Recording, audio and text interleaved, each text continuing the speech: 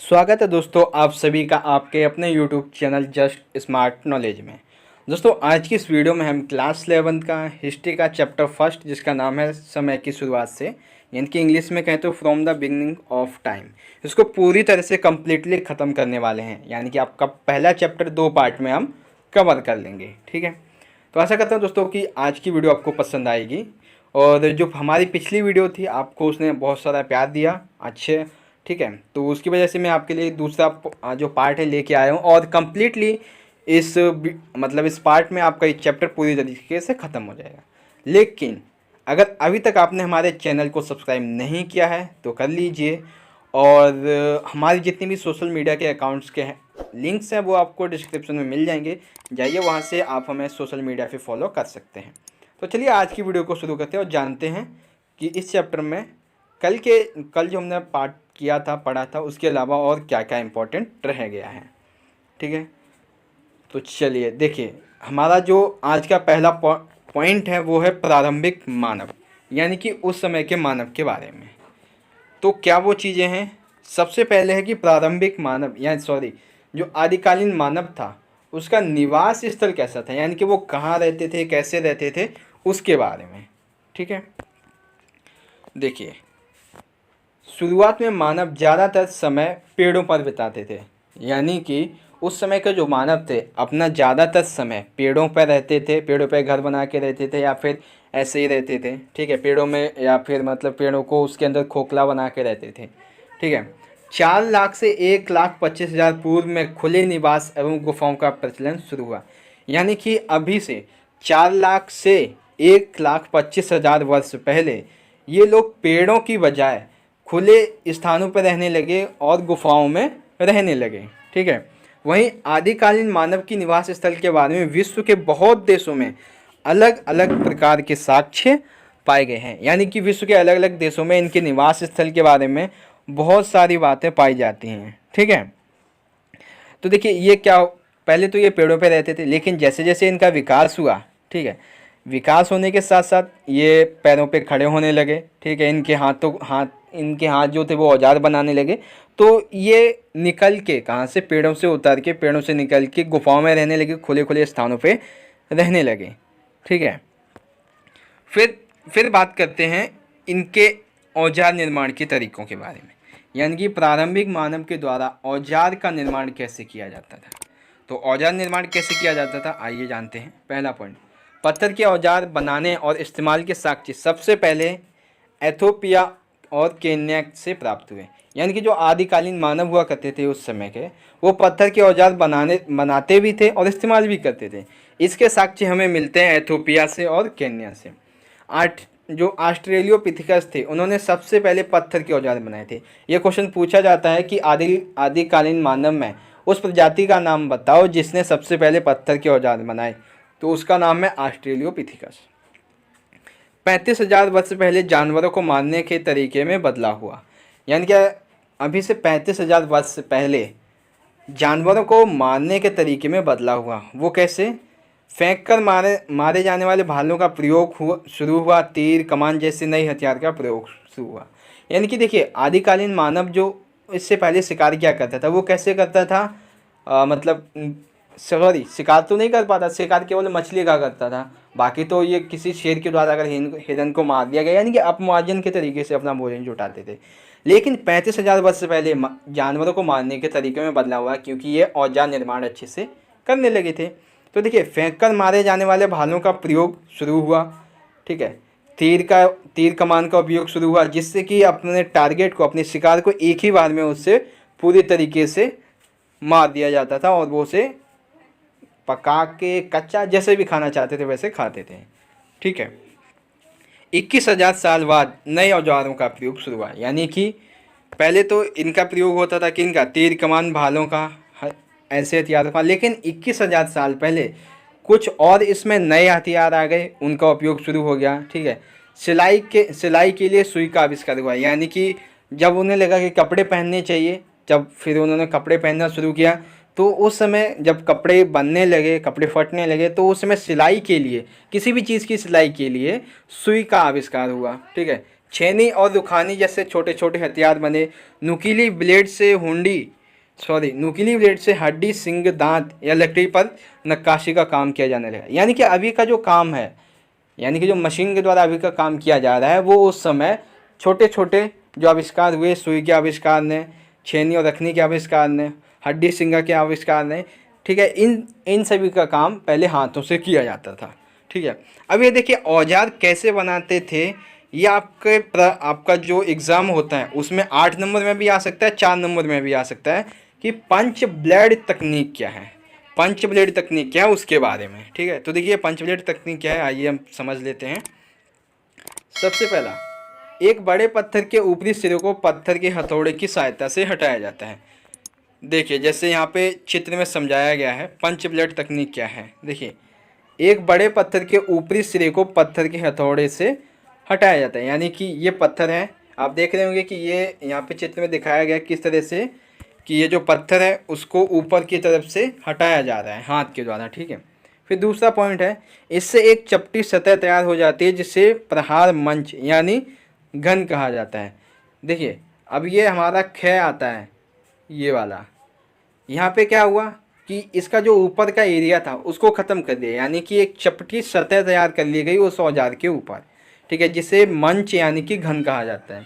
फिर आता है गा, फिर इस पर हड्डी या सींग से बने हुए पंच और हथौड़े की सहायता से प्रहार किया जाता है। यानी कि हड्डी से बने हुए, ठीक है, या फिर सींग से बने हुए जो हथौड़ा होता है उसकी सहायता से इस पर प्रहार किया जाता है। कौन सा, जैसे ये देख रहे हैं आप, गा देख रहे होंगे।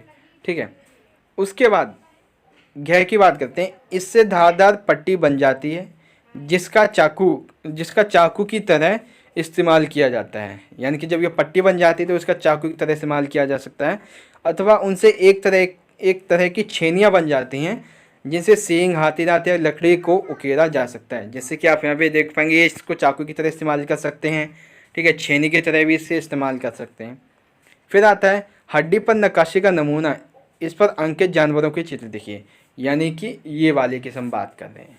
ठीक है, तो पंच ब्लेड तकनीक क्या है कि पहले जो पत्थर होता है उसके सिरे को घिसा जाता है, हथौड़े से हटा दिया जाता है, फिर एक चपटी सतह तैयार की जाती है जिसे घने यानी कि मंच कहा जाता है। ठीक है, उस पर हड्डी के बने या फिर सींग से बने हुए हथौड़े का प्रहार किया जाता है, फिर वो चाकू की तरह बन जाता है और धीरे धीरे इसका विकास हुआ। ठीक है, इन मतलब जो पंच ब्लेड तकनीक है इसका विकास हुआ, औजार का निर्माण हुआ और इन्होंने अपने शिकार को ईजिली तरीके से मारना स्टार्ट कर दिया। ठीक है, तो ये थी हमारी पंच ब्लेड तकनीक। आई होप आपको समझ में आई होगी पंच ब्लेड तकनीक क्या है। ठीक है, तो ये तो हुआ कि आपका मानव का जो मतलब कि प्रारंभिक मानव के द्वारा औजारों का निर्माण कैसे किया जाता है उसके बारे में। चलिए अब बात करते हैं अगले पॉइंट के बारे में। अगला पॉइंट है संप्रेषण एवं संचार के माध्यम, भाषा और कला। यानी कि उस समय का ये लोग कैसे बात करते थे, उनकी भाषा क्या थी, वो लोग क्या जानते थे। ठीक है, उन सभी के बारे में हम यहाँ पे बात करने वाले हैं। तो देखिए सबसे पहली बात, प्रारंभ में मानव के पास कोई भाषा नहीं थी। यानी कि ना तो मानव को बोलना आता था प्रारंभ में, ना ही तो उसके पास कोई भाषा थी। होमोनिड हाव भाव तथा हाथों के इशारों का इस्तेमाल करते थे। होमोनिड जिस समूह के बारे में हमने पढ़ा था वो अपने हाव भाव से, अपने हाथों से, संकेतों के द्वारा, इशारों का इस्तेमाल करते थे एक दूसरे से बात करने के लिए। ठीक है, पहले बहुत कम ध्वनि का प्रयोग होता था, फिर धीरे धीरे आगे चलकर यह ध्वनियाँ भाषा बन गई। यानी कि उस समय ध्वनि आवाज़ को कोई समझ नहीं पाता था। ठीक है, लेकिन धीरे धीरे जैसे जैसे जो हमारे आदिकालीन मानव है उनका मस्तिष्क का विकास हुआ, वो इन ध्वनियों को समझने लगे और आगे आगे चल के इन ध्वनियों का विकास हुआ और ये फिर भाषा बन गई। ठीक है, ऐसा माना जाता है कि होमो हैबिलिस के मस्तिष्क में कुछ ऐसी विशेषताएं थीं जिससे उन्होंने बोलना शुरू किया। यानी कि आदिकालीन मानव में जिस स्पीसीज ने, जिस व्यक्ति ने बोलना शुरू किया वो था कौन, होमो हैबिलिस। इसने बोलना शुरू किया।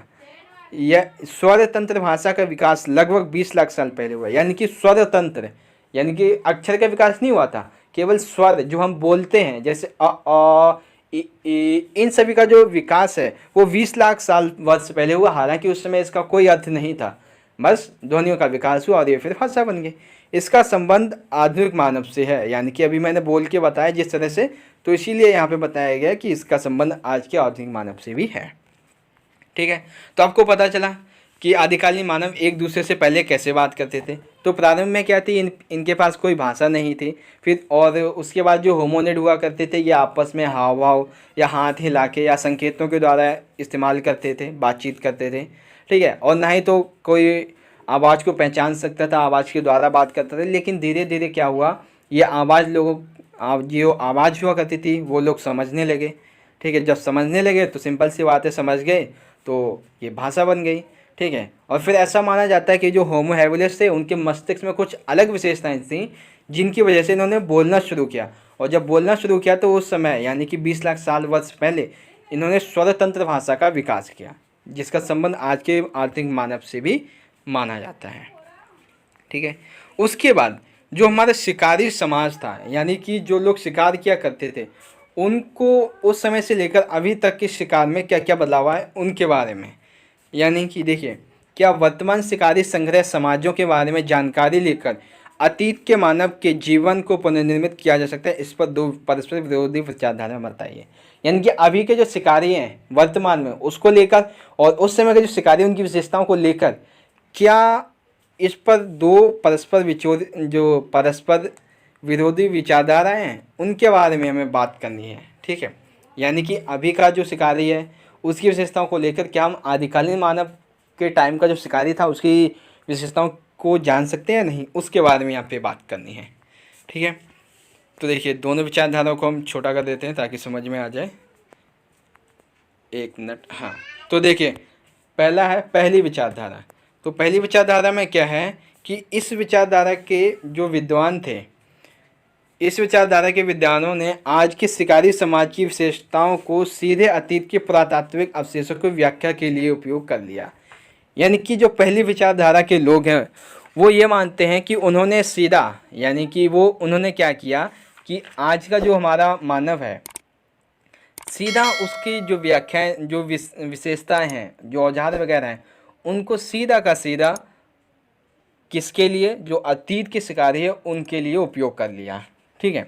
लेकिन जो दूसरी विचारधारा के लोग हैं, उन्होंने इस विचारधारा के विद्वानों का ये कहना है कि आज के शिकारी संग्रह समाज के तथ्य तथा आंकड़ों का उपयोग अतीत के समाजों को समझने के लिए नहीं किया जा सकता, क्योंकि दोनों चीज़ें भिन्न हैं। बिल्कुल हाँ भाई, दोनों चीज़ें भिन्न हैं। जैसे आज के शिकारी समाज शिकार के अलावा व्यापार, खेती, मजदूरी, काम आदि में लगे होते हैं, तो कहीं ना कहीं जो दूसरी विचारधारा है वो काफ़ी यहाँ पे सही मानी जाती है। ठीक है।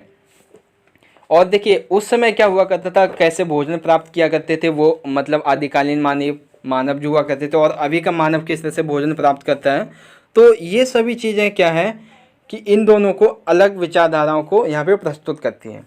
ठीक है। एक अन्य समय ऐसा था कि जब शिकारी समाज जो था वो आपस में बहुत भिन्नता थी। कई मुद्दों पर तो परस्पर जो विरोधी तथ्य होते थे वो यहाँ पे हमें दिखाई देते हैं। आकार में छोटे बड़े आकार हुआ करते थे, गतिविधियाँ उनकी अलग होती थी। ठीक है। और जो भोजन प्राप्त करने के मामले में श्रम विभाजन को लेकर भी कहीं आम सहमति नहीं होती थी इनकी। ठीक है। यानी कि उस समय की जो प्राइमेट यानी समझते हैं ना आप, स्तनपायी जो मादाएं होती थी उनका कार्य, और अभी की स्त्रियों का कार्य देख लीजिए, वो घर का भी कार्य करती हैं। मतलब कि उस समय की जो विचारधारा थी, पहली जो विचारधारा और जो दूसरी विचारधारा है, ये दोनों ही अपनी अपनी जगह सही है।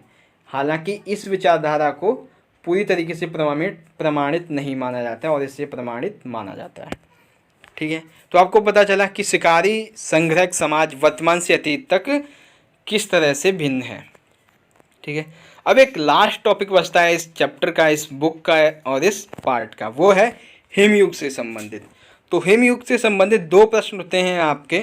पहला प्रश्न है कि 13,000 वर्ष पहले हिमयुग का अंत होने पर खेती तथा पशुपालन में किस प्रकार का विकास हुआ। दूसरा आता है, जब हिमयुग का अंत हुआ उस समय खेती तथा पशुचारण से कौन से अन्य परिवर्तन प्रारंभ हुए। यानी कि पहला प्रश्न क्या कहता है कि 13,000 वर्ष पहले जब हिमयुग का अंत होने लगा था उस समय खेती पशुपालन में कैसे विकास हुआ। वहीं दूसरा ये कहता है कि जब हिमयुग का अंत हुआ तो उस समय खेती पशुचारण में कौन कौन से अन्य परिवर्तन प्रारंभ हुए। सिंपल सी बात है, जब हिमयुग का अंत हुआ तो कौन कौन से बदलाव आए हमें ये बताना है। ठीक है। 5 मिनट में दोस्तों आपकी वीडियो ख़त्म हो जाएगी। ठीक है। अब देखिए यहाँ पे जलवायु के बारे में सबसे पहले ये बात कर रहे हैं, जलवायु के बारे में। अंतिम हिमयुग के अंत यानी 13,000 वर्ष पूर्व हुआ, यानी कि हिमयुग का अंत 13,000 वर्ष से पहले हुआ था। हिमयुग के अंत के बाद अपेक्षाकृत अधिक गर्म तथा नम मौसम का प्रारंभ हुआ। जलवायु परिवर्तन तथा जनसंख्या का दबाव बढ़ा। ठीक है, जंगली जौ और गेहूं के लिए अनुकूल हालात हुए, यानी कि जब जलवायु परिवर्तन हुआ तो हिमयुग के अंत के बाद अपेक्षाकृत जो मौसम था वो अधिक गर्म भी होता था और अधिक ठंडा भी होता था। ठीक है, इससे क्या हुआ, जलवायु परिवर्तन की वजह से कि लोग काफ़ी मात्रा में मरे। ठीक है, लेकिन काफ़ी मात्रा में कौन से मरे, जो एक स्थान पर ही टिक के रहते थे लेकिन वहाँ की जलवायु उनके विपरीत थी। लेकिन जो एक स्थान पर टिक के नहीं रहते थे, एक स्थान से दूसरे स्थान पर चलते रहते थे, ठीक है, उनके लिए क्या हुआ, ये जलवायु परिवर्तन काफ़ी अच्छा था।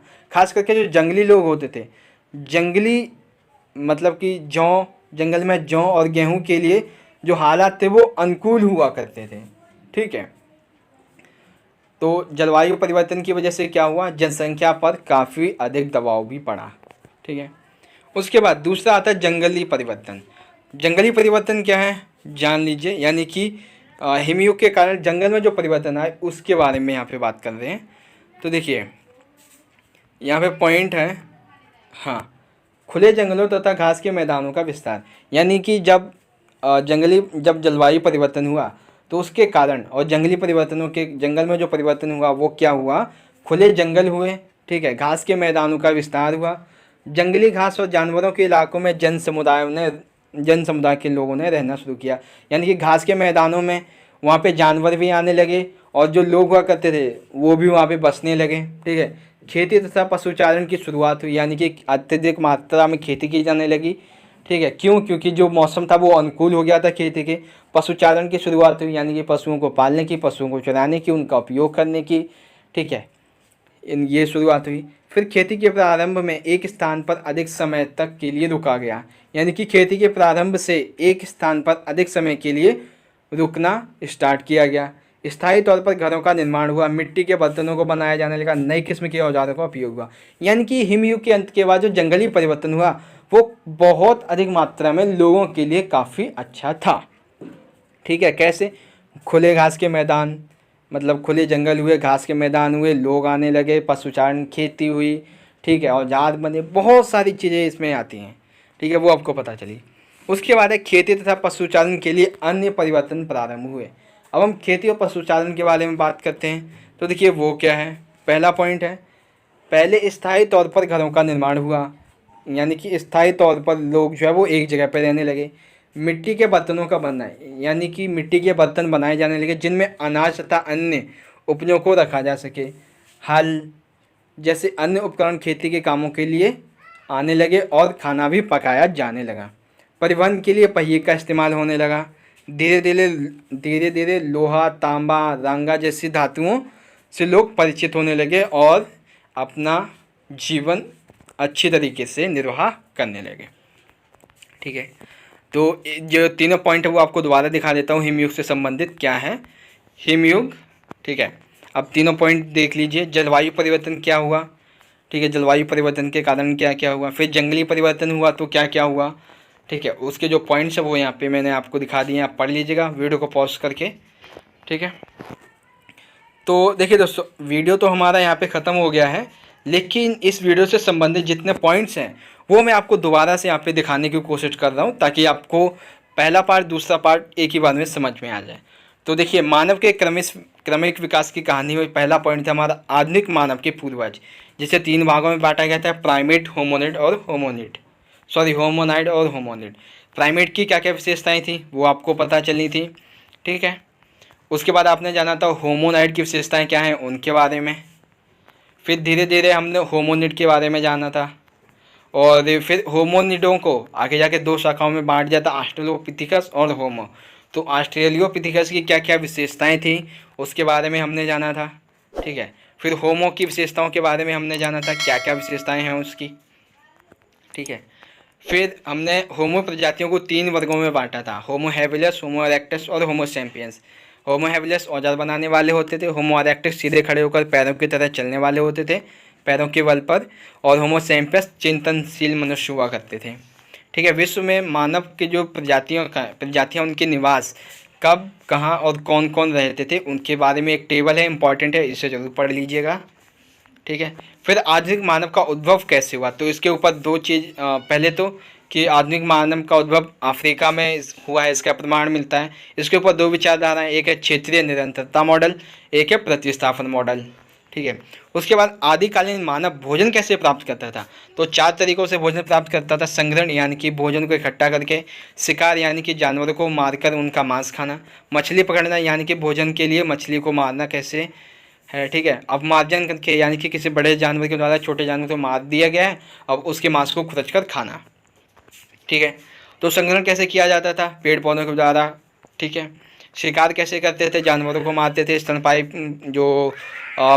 स्तनपाई जो लोग मादाएँ होती थी उनको मारा जाता था। मछली कैसे पकड़ी जाती, जानवरों का शिकार कैसे किया जाता था। अपमार्जन कैसे होता था वो आपको पता चला। फिर आज का जो हमारे वीडियो के पॉइंट्स थे, प्रारंभिक मानव, उसमें पहला पॉइंट है आदिकालीन मानव का निवास स्थल। पहले ये पेड़ों पे रहते थे, धीरे धीरे गुफाओं में रहने लगे, खुले स्थानों पे रहने लगे।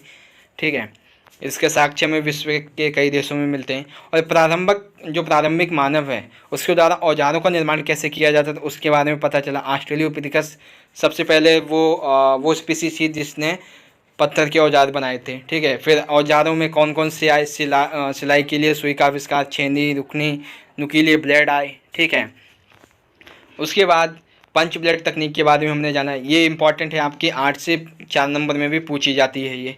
ठीक है, उसके बाद हमने संप्रेषण एवं संचार के माध्यम, भाषा और कला के बारे में जाना है, यानी कि आपस में ये कैसे एक दूसरे से बात करते थे, कैसे समझते थे। ठीक है, तो सबसे पहले होमोनिड ने हाव भाव के तरीके से इशारों का इस्तेमाल किया, धीरे धीरे ध्वनि का उपयोग हुआ और भाषा बन गए।